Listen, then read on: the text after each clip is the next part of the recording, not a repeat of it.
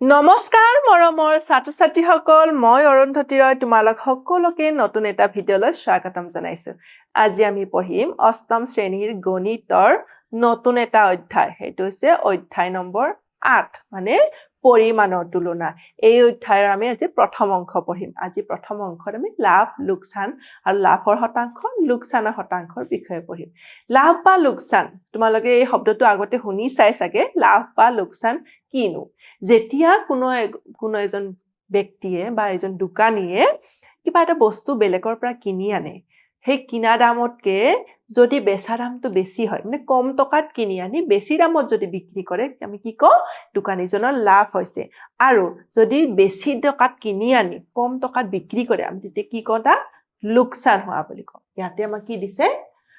লাভ বা লোকচানৰ সদায় কিনা দামৰ ওপৰত নিৰ্ভৰ কৰে কাৰণ আমি কিনি আনো যেহেতু বস্তু কিনি আনো সেই কিনা দামতকে যদি আমি বেচা দামটো বেছি হয় তেতিয়া লাভ আৰু সেই কিনা দামতকে বেচা দামটো কম হলে কি হয় লোকচান তো কাৰ ওপৰত নিৰ্ভৰ কৰিলে আমাৰ সদায় কিনা দামৰ ওপৰত আমাৰ নিৰ্ভৰ কৰে যদি বেচা দাম আৰু বেচা দাম গ্ৰেটাৰ দেন কিনা দাম মানে বেচা দামটো কি হয় কিনা দামতকে বেছি হয় তেন্তে কি হয় বিক্ৰেতাজনৰ আমি লাভ হোৱা বুলি কওঁ আৰু ঠিক তেনেদৰে বেচা দাম লেছ দেন কিনা দাম মানে বেচা দামটো যদি কিনা দামতকে কম হয় তেন্তে আমি কি কওঁ বিক্ৰেতাজনৰ লোকচান হোৱা বুলি কওঁ তোমালোকে এইবোৰ চাগে জানাই লাভ বা লোকচান কেতিয়া হয় এতিয়া নেক্সট আমাক কি দিছে আমাৰ সূত্ৰ উলিয়াইছে সূত্ৰ মানে কি হল লাভ কিমান টকা হল এটা আমি জানিব লাগিল যে যিকোনো দোকানী এজনে যদি কিবা এটা বস্তু কিনি আনি বিক্ৰী কৰিছে হেতৰ লাভ হল বা লোকচান হল আমি গম পালো লাভ হল বা লোকচান হল কাৰণ কিনা দাম যদি আমাৰ কম হয় বেচা দামটো যদি বেছি হয় আমি কি ক'ব পাৰো যে মানুহজনৰ লাভ হৈছে কিন্তু কিমান টকা লাভ হল বা কিমান টকা লোকচান হল যদি আমাক খুধে আমি কি কৰিম এই সূত্ৰটো ব্যৱহাৰ কৰিম কি লাভ ইকুৱেল টু বেচা দাম মাইনাস কিনা দাম মানে যিমান টকাত বিক্ৰী কৰিলে তাৰ পৰা কিমান টকাত কিনি আনিছিলে আমি যদি সেই মূল্যটো বেচা দামৰ পৰা কিনা দামটো মাইনাস কৰি দিও আমি কি পাওঁ কিমান টকা মানুহজনৰ লাভ হল আমি উলিয়াব পাৰো ঠিক তেনেদৰে লোকচান কেতিয়া হয় তোমালোকে জানা যেতিয়া বেচা দামটো কিনা দামতকে কম হয় তেতিয়া কি হয় লোকচান হয় তে কিমান টকা লোকচান হল কেনেকৈ উলিয়াম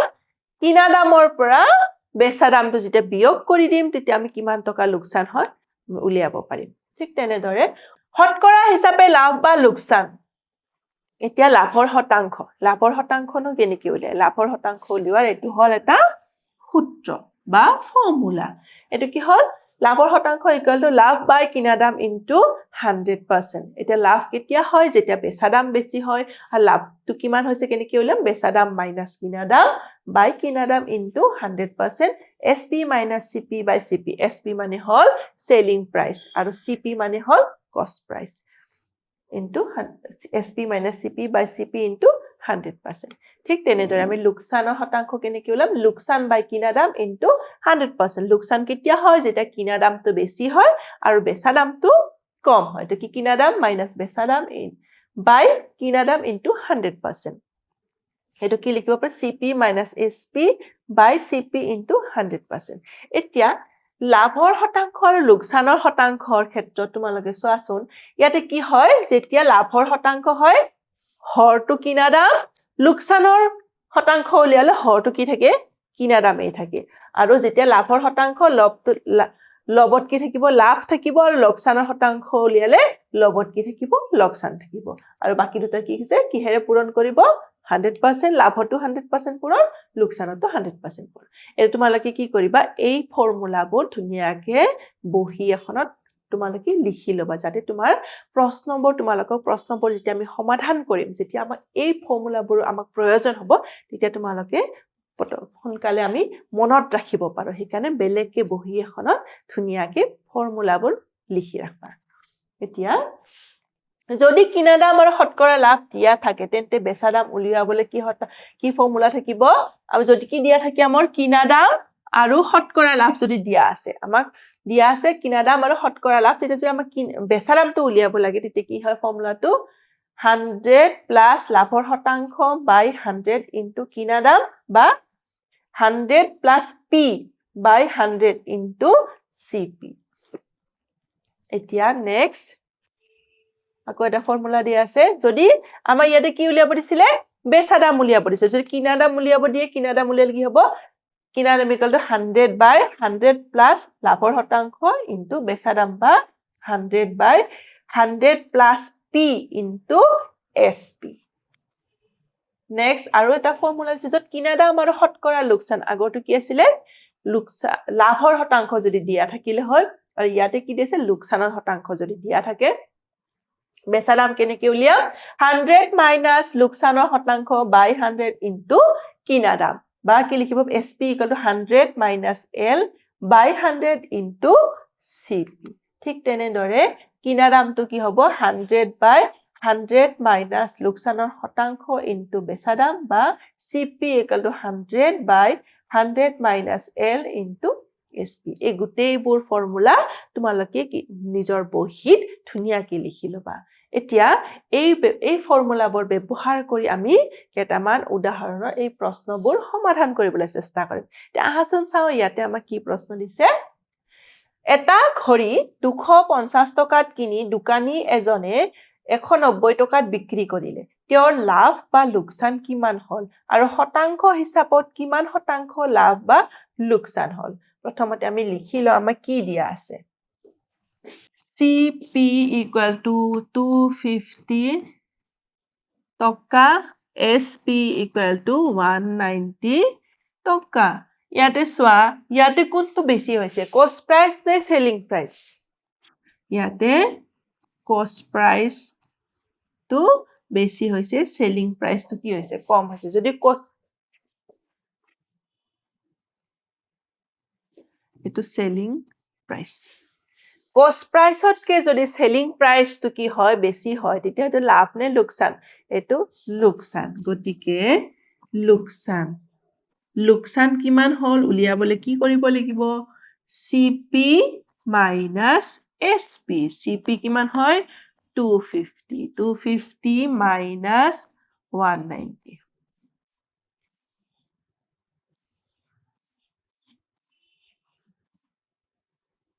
মানে কিমান হল লোকসান কিমান হল 60 টকা আমাক প্ৰশ্নত কি উলিয়াব দিছে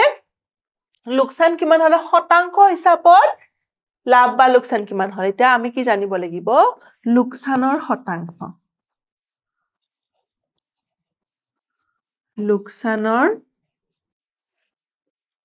লোকসানৰ শতাংশ বা তোমালোকে কি ক'ব পাৰা শতকৰা লোকসান কিমান হল তেনেকেও লিখিব পাৰা ফৰ্মুলাটো কি আছিল ওপৰত লোকসান আৰু তলত কিনা দাম into 100% লোকসান কিমান হৈছে আমাৰ 60 টকা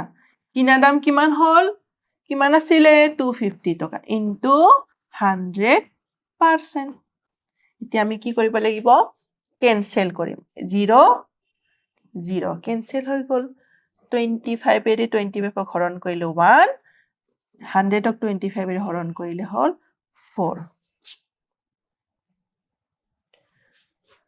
গতিকে লোকসানৰ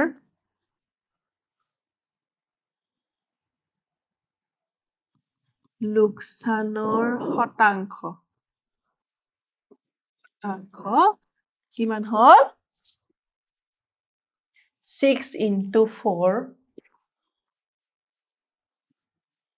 কিমান হ'ব 24% লোকসানৰ শতাংশ কিমান 24% এতিয়া নেক্সট প্ৰশ্নটোলৈ আহিছো এটা বলৰ দাম 150 টকা যদি দোকানীজনে 10% লোকসানত বেচে তেন্তে বলটো কিমান টকাত বেচিলে ইয়াতে কি দিয়া আছে এটা বলৰ দাম 150 টকা আৰু দোকানীজনে ইমান টকাত বলটো কিমান টকাত বেচিলে মানে ইয়াতে কি দিয়া আছে কষ্ট প্ৰাইস দিয়া আছে আৰু লোকসানৰ শতাংশ কি দিয়া আছে CP equal to 150 টকা আৰু লোকসানৰ শতাংশ 10% এতিয়া আমাক কি উলিয়াব দিছে SP এতিয়া আমাক কি কাৰ মান উলিয়াব দিছে SP ৰ মান এতিয়া SP equal to ফৰ্মুলাটো কি আছিলে 100 minus L by 100 into CP ইয়াৰে ফৰ্মুলাবোৰ ইতিমধ্যে যে আমি শিকিলো আগতে সেইখিনি আমি ব্যৱহাৰ কৰিছো এতিয়া 100 minus L L মানে লোকচান লোকচানৰ শতাংশ কিমান আছিলে 10% গতিকে আমি L ৰ ঠাইত লিখি দিম 10 by 100 আৰু cost price কিমান আছিলে আমাৰ cost price 150 গতিকে CP ৰ ঠাইত লিখি দিম 150 তো আমি 100 minus 10 কৰিলে 90 by 100 into 150 এটা কি করে আমি ক্যান্সেল করে দিই 9 into 50 কিমান হল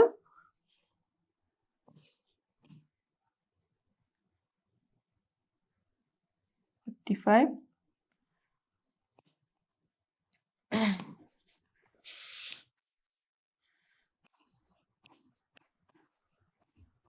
বেচা দাম equal to 135 টকা কি পালো আমাক উলিয়াব দিছিলে সেলিং প্রাইস উলাইছে বা কিমান টকা বেচিলে আমি কি পালো সেলিং প্রাইস 135 টকা এতিয়া নেক্সট টুলে কৈছো এটা পুতলাৰ বিক্ৰী মূল্য 540 টকা হলে যদি দোকানীজনে 20% লাভত বিক্ৰী কৰে তে পুতলাটোৰ কিনা দাম নিৰ্ণয় কৰা ইয়াতো হেকে আমাক কি দিয়া আছে SP 540 টকা আৰু লাভৰ শতাংশ 20% ইয়াতে আমাক কি উলিয়াব দিছে কিনা দাম বা cost price উলিয়াব দিছে এতিয়া ফৰ্মুলাটো লিখিম CP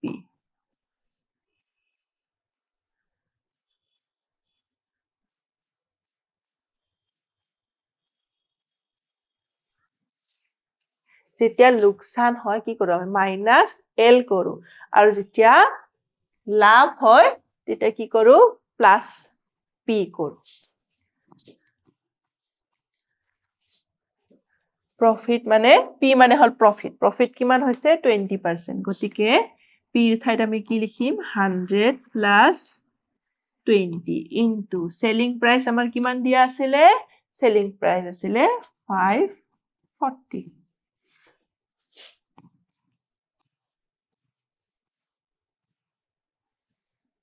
Yeah, 100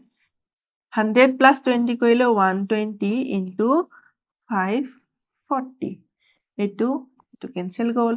next কি হেৰে যাব 2 2 6 গুণ 12 2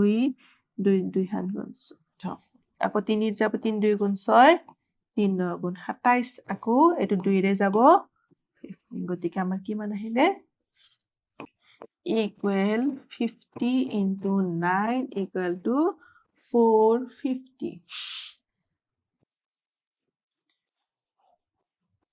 কিনা দাম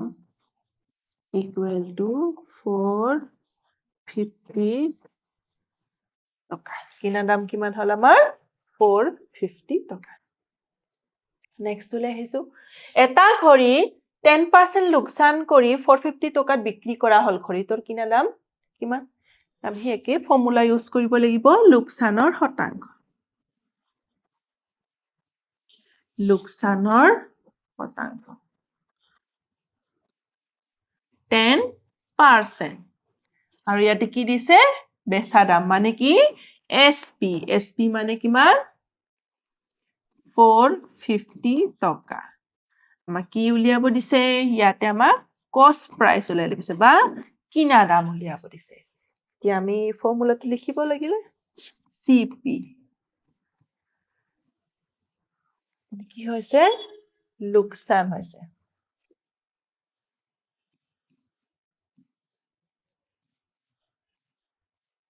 লোকসান হলে আমি কি কৰো 100 minus L কৰো এটা হল selling price 100 minus L মানে কিমান আছে 10%. গতিকে L ৰ ঠাইত লিখিম 10 আৰু SP আছিলে 450. 100 by 90 into 450. 0, 0.